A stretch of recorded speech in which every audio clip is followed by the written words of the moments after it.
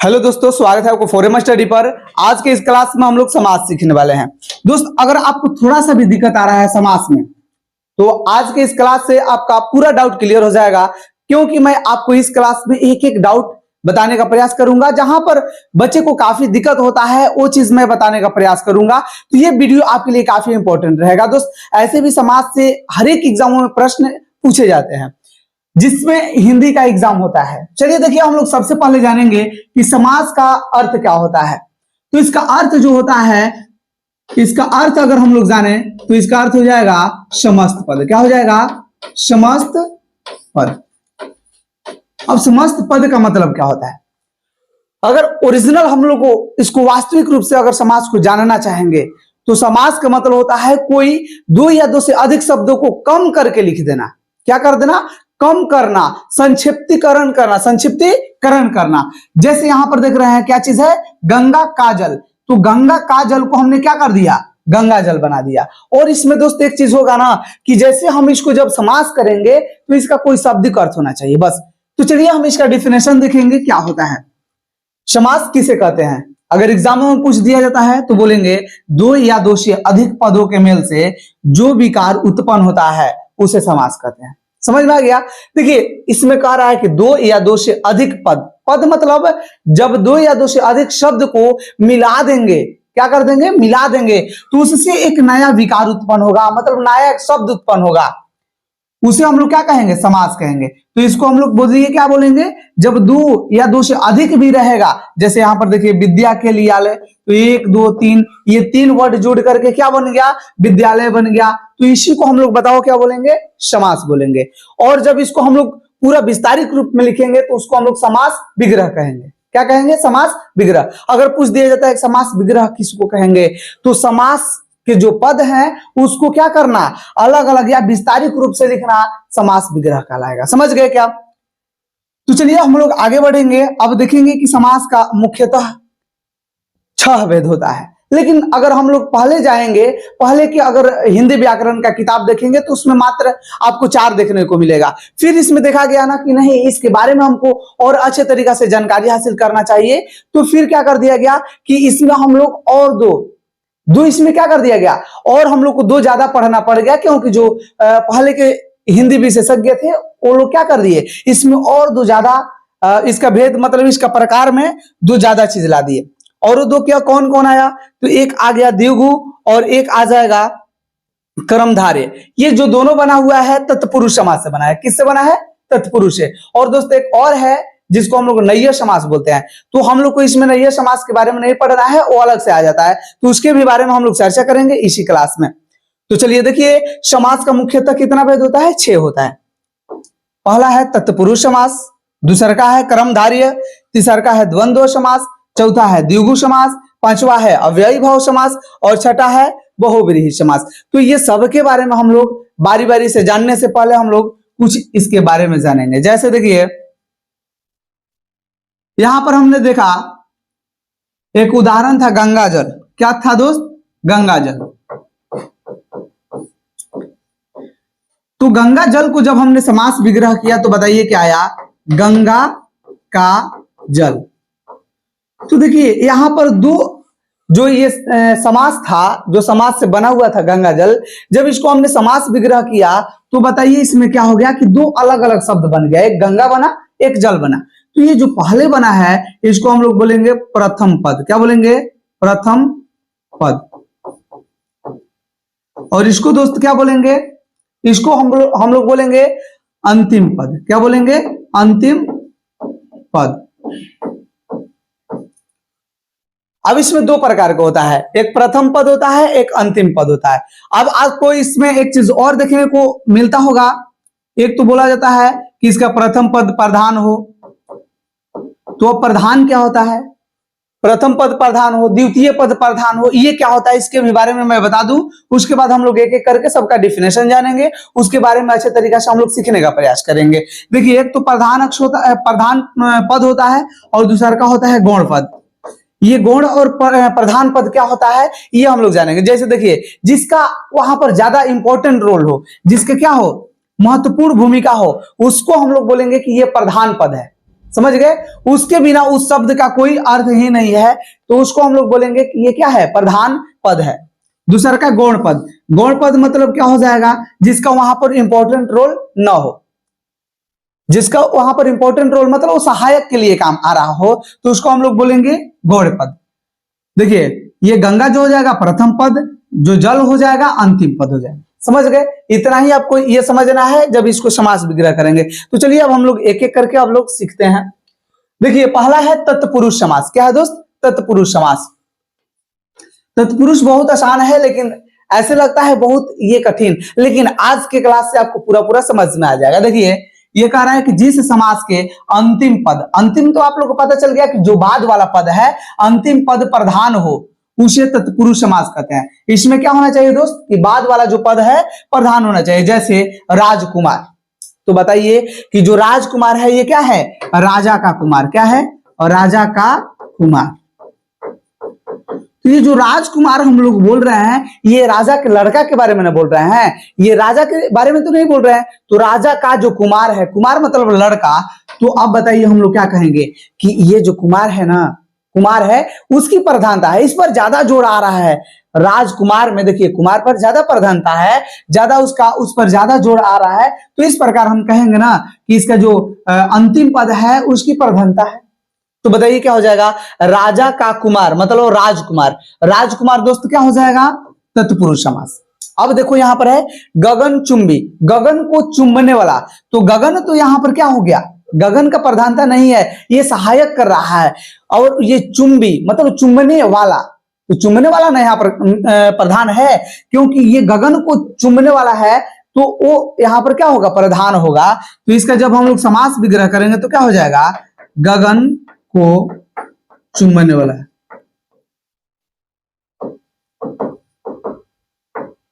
गगन को चुंबने वाला, तो चुंबने वाला यहां पर प्रधान होगा, जिसके लिए हम लोग गगनचुंबी यहां पर शब्द को लाएंगे। ठीक है, इसमें नोट क्या है कि समास विग्रह करने पर दोनों के बीच कारक चिन्ह आता है। अब कारक चिन्ह तो आपको याद होगा, कारक चिन्ह क्या होता है कि कर्ता ने कर्म को करण से, संप्रदान को के लिए, अपदान से, ये सब चीज जो है इसको हम लोग कारक चिन्ह कहते हैं। और जब इसका समास विग्रह करेंगे, जैसे राजा का कुमार, राजकुमार, गगन को चुमने वाला, तो का के की ये सब चीज आएगा, में पर, ये सब चीज कारक का जो चिन्ह है वो आएगा।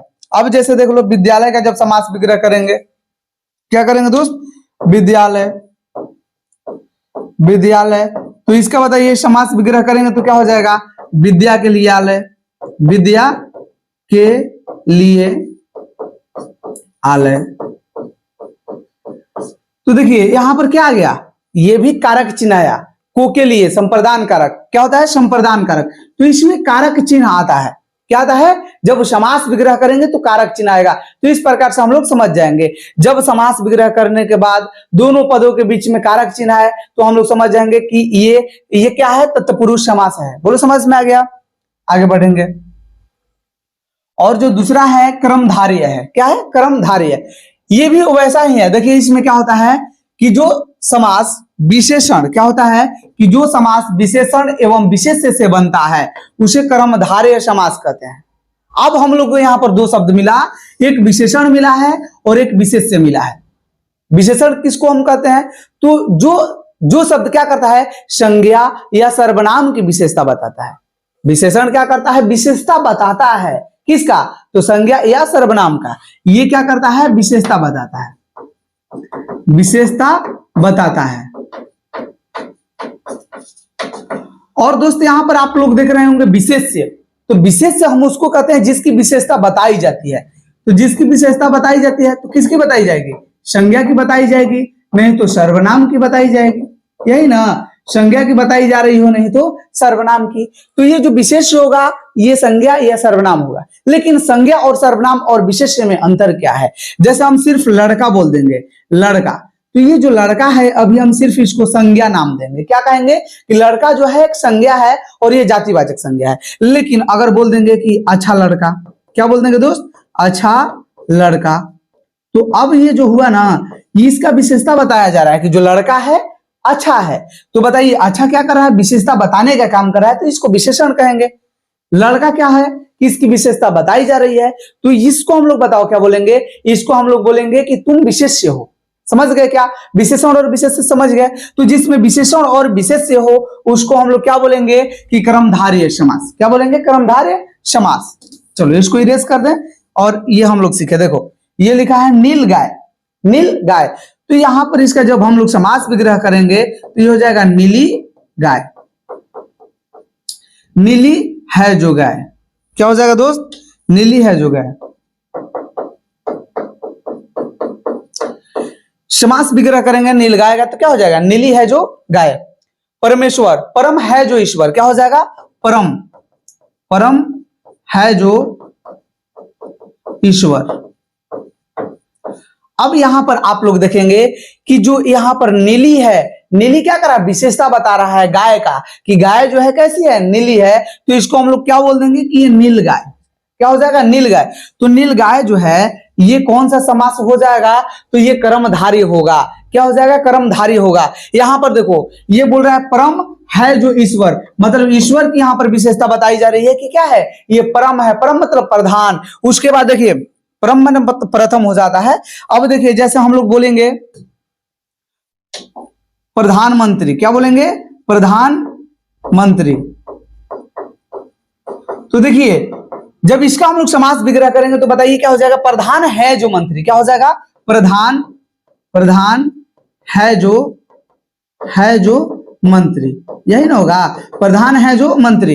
तो इसमें देखिए जो मंत्री है, मंत्री कहने से क्या पता चलता है कि ये एक संज्ञा है, ये किसी को नाम का बोध करा रहा है।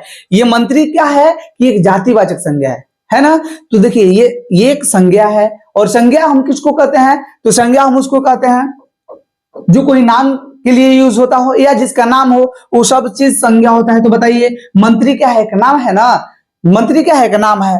और यहां पर देखिए जो मंत्री है इसका कोई विशेषता बता रहा है, क्या चीज, प्रधान वर्ड है जो विशेषता बता रहा है कि जो मंत्री है ये प्रधान है। क्या है, प्रधान है, प्रधान मतलब मेन। तो ये प्रधान है जो मंत्री, तो ये जो हो जाएगा विशेषण और विशेष्य का यहां पर समास होगा। तो इसको हम लोग प्रधानमंत्री को क्या बोलेंगे, बोलिए क्या बोलेंगे कि ये कर्मधारी है। समझ गए। अब इसका पहचान है कि इसके बीच में जब समास विग्रह करेंगे तो है जो आएगा। क्या आएगा दोस्त, है जो। समास विग्रह करने पर है जो आएगा। तो समझ जाना क्या चीज, समझ जाना कि ये कर्मधारय समास है। आगे बढ़ेंगे। अब देखो द्वंद्व समास जो है बहुत आसान है। जिस समास का दोनों पद प्रधान हो उसे द्वंद्व समास कहते हैं। इसमें दोनों पद की प्रधानता होगी। जितना देखो माता का जितना प्रधानता है उतने पिता का है, माता पिता। हाथ पांव, जितना हाथ का यहाँ पर प्रधानता है उतना ही पांव का। भाई बहन, ये इस प्रकार से होता है। और ये क्या होता है ना कि जैसे एक दूसरे के ये समान रहेगा, नहीं तो एक दूसरे का ये विपरीत होता है। क्या होता है, एक दूसरे के विपरीत होता है। द्वंद्व समास का विग्रह करने पर दोनों पदों के बीच में या आता है, और आता है, तथा आता है, अथवा आता है, नहीं तो एवं आता है। ये सब चीज जब इसको समास विग्रह करेंगे, विग्रह मतलब अलग करेंगे, तो जैसे माता पिता है तो ये क्या हो जाएगा दोस्त, बोलो, माता, माता और पिता, माता और पिता। जैसे हम लोग बोलेंगे हाथ पांव तो क्या हो जाएगा, हाथ और पांव। भाई बहन, भाई या बहन, भाई अथवा बहन, कुछ भी हम कह सकते हैं। लेकिन समास विग्रह जब होगा तो इसी में से कोई आएगा। आप कभी भी द्वंद्व समास को जब विग्रह करेंगे और बीच में ये आएगा तो अब समझ जाइएगा, एकदम आप पूरा कंफर्म हो जाइएगा कि ये जो है द्वंद्व समास है। द्वंद्व समास का एक और पहचान है कि इसके बीच में क्या आएगा, इसके बीच में हाइफन आता है। क्या आता है, हाइफन आता है, योजक चिन्ह आता है। तो चलिए अब हम लोग आगे बढ़ेंगे। और एक चीज और आता है जिसमें भी योजक चिन्ह आता है तो उस समय गड़बड़ हो जाएगा, तो मैं बताऊंगा आगे आपको। चलिए देखिए अब अगला है अव्ययी भाव समास। अव्ययी भाव समास में क्या होता है कि जिस समास का पहला पद अव्यय हो उसे अव्ययी भाव समास कहते हैं। अव्यय का मतलब क्या होता है कि जिसका रूप, वचन, लिंग ये सब न बदले। ये हम कह सकते हैं ना कि जो प्रथम पद होगा, सॉरी जो अव्यय होगा, अव्यय ये एक उपसर्ग हो सकता है। क्या हो जाएगा, उपसर्ग हो जाएगा। और ये जो अव्यय होता है ये जो शुरू में जब लगता है तो उससे और बाकी सब शब्द बन जाते हैं। जैसे मान लो कि यह बना है प्रतिदिन, तो प्रति जो है इसका कभी हम लोग वचन नहीं बदल सकते हैं, नहीं इसका जेंडर बदल सकते हैं, मतलब इसका लिंग नहीं बदल सकते हैं। अब लिंग बदलने का मतलब क्या होता है, जैसे हम लड़का लिखे हैं तो लड़का को हम लोग क्या लिख सकते हैं, लड़की बना देते हैं। बहुवचन बना देंगे तो लड़के हो जाएगा, मतलब इसका जेंडर बदल गया। इस शब्द से हम लोग क्या कर दिए, इसका वचन बदल दिए। तो इस प्रकार से हम लोग समझेंगे कि ये क्या हो रहा है, इसका वचन और वचन और क्या हो रहा है, इसका लिंग बदल रहा है। लेकिन ये प्रति जो है, प्रति का लिंग नहीं बदलता है, नहीं इसका वचन बदलता है। मतलब ये नहीं पुल्लिंग से स्त्रीलिंग बनेगा, नहीं स्त्रीलिंग से पुल्लिंग। मतलब ये क्या होता है कि ये बदलने वाला नहीं होता है। अब देखिए कि इससे बहुत सारा और शब्द बन जाएगा। जैसे मान लो प्रतिदिन है तो ये क्या हो जाएगा, और शब्द हम लोग बनाएंगे तो प्रत्येक हो जाएगा, जैसे प्रति प्लस एक। और बाकी सारा शब्द बना सकते हैं। देखो ये भरपेट है, आजीवन है, तो आ से और सारा शब्द बना सकते हैं। जैसे आजीवन है, आकारावास है, चाहे आश्वासन है, तो ये सारा शब्द हम लोग बना सकते हैं। आश्वासन, तो ये सारा शब्द बन सकता है क्या चीज से, तो जब शुरू में अव्यय रहेगा तब। और ये जब अव्ययी भाव समास रहेगा, अव्ययी भाव समास रहेगा तो उसका प्रथम पद जो रहेगा अव्यय रहेगा, नहीं तो उपसर्ग रहेगा। और उपसर्ग की टोटल संख्या कितना है, टोटल संख्या कितना है बताइए, 22 है।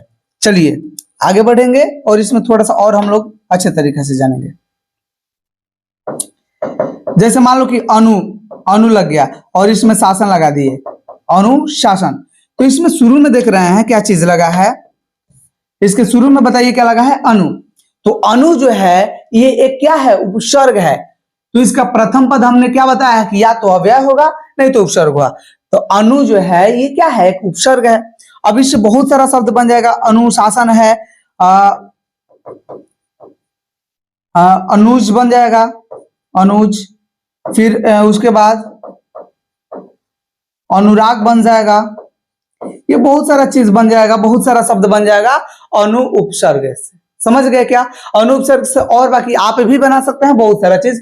तो अव्ययी भाव समास का जो पहला पद होता है वो अव्यय होता है। क्या होता है, अव्यय होता है।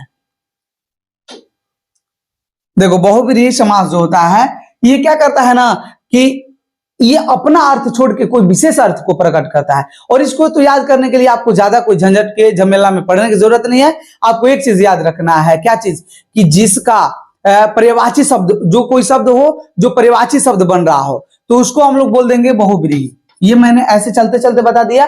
जैसे देखिए लंबोदर, लंबोदर क्या चीज है, गणेश जी का ये पर्यायवाची शब्द है। दशानन, रावण का ये क्या है, पर्यायवाची शब्द है। पीताम्बर, पीताम्बर किसको कहते हैं, कृष्ण को बोलते हैं, विष्णु को बोलते हैं। तो इस प्रकार से हम लोग समझ जाएंगे कि ये बहुव्रीहि समास है। अब देखिए इसको और हम लोग अलग से समझेंगे। लंबोदर, देखिए हम लोग क्या बोलेंगे, लंबा है उदर जिसके। तो लंबा है उधर, उधर मतलब क्या होता है, पेट होता है। लंबा मतलब बड़ा, जिसका बड़ा पेट होगा तो उसको हम लोग क्या बोलेंगे, गणेश बोलते हैं। 10 आनंद, 10 है आनंद जिसके, आनंद मतलब सिर। तो 10 किसका सिर है, रावण का। तो ये अपना अर्थ छोड़ के कोई दूसरा इमेज बन रहा है, जिसे ना बोल रहे हैं दशानंद। तो दशानंद कहने से अब एक इमेज बन गया कि नहीं हम तो ये रावण के बारे में बोल रहे हैं। नहीं, अब देखिए जैसे हम बोलेंगे नीलकंठ, नीलकंठ किनको कहा गया है, शंकर जी को बोला गया। तो ये हम लोग समझ जाएंगे ना, ये सब हम लोग समझ जाएंगे कि ये क्या है, बहुव्रीहि समास है। हम बोलेंगे चतुर्भुज, तो चतुर्भुज विष्णु जी को बोला जाता है। तो इस प्रकार से हम लोग समझेंगे कि अगर कोई शब्द बोला जा रहा है और उसका इमेज बन जा रहा है दूसरा प्रकार का, कोई देवी देवता का बन रहा है या कोई पर्यायवाची शब्द है, तो उसको हम लोग बोल देंगे कि ये बहुव्रीहि समास है। चलिए एक और बच गया है जो बीच से ये कट के आ गया है लास्ट में। देखिए इसको हम लोग बोलेंगे द्विगु समास। ये द्विगु लगा हुआ है शुरू में, द्विगु मतलब ये संख्या से रिलेटेड है। जैसे 1, 2, 3, 4 ऐसे इस प्रकार के आएगा। प्रथमा, द्वितीय, तृतीया, चतुर्थ, इस प्रकार का। देखो तो जिसका पहला पद संख्यावाचक विशेषण और दूसरा पद प्रधान हो। पहला जो रहेगा संख्यावाचक रहेगा, लेकिन दूसरा पद जो रहेगा क्या रहेगा, दूसरा पद की यहाँ पर विशेषता रहेगा। तो उस प्रकार से हम लोग समझ जाएंगे पहला संख्यावाचक विशेषण हो, क्या हो, पहला जो पद हो संख्यावाचक विशेषण हो और दूसरा पद प्रधान हो। जैसे देखो यहाँ पर पहला जो है चौ, यहाँ पर क्या लगा है, चौ, चौ मतलब देखो चौराहा। तो 4 राहों का समाहार, यहाँ पर त्रिफला, तीन फलों का समाहार, पसेरी, पांच शेरों का समाहार। समझ गए? शेर मतलब बटखारा होता है, बटखारा जिसको पहले जोखने के लिए प्रयोग किया जाता था। तो देखिए ये चौराहा है, तो ये क्या हो जाएगा? चार राहों का समाहार। तो जो चार आया, बताइए क्या हो गया? जो चार आया ये संख्यावाचक विशेषण होगा। लेकिन चार का यहां पर भूमिका नहीं है, यहां पर तो राह की भूमिका है ना, यहां पर प्रधानता किसकी है? राह की। तो ये जो चौराहा होगा, ये चौराहा जो होगा ये द्विगु समास होगा। हम बोलेंगे त्रिफला, त्रि शुरू में लगा, अरे संख्या शुरू में लगा रहेगा, कह देना क्या कह दोगे? क्या कह दोगे? द्विगु समास। लेकिन कबो कबो गलती हो जाएगा, जैसे हम लोग बोलेंगे त्रिनेत्र, तो त्रिनेत्र शुरू में तो बोलोगे सर ये त्रिनेत्र लग गया, त्रिनेत्र, तो हम इसको क्या कहेंगे?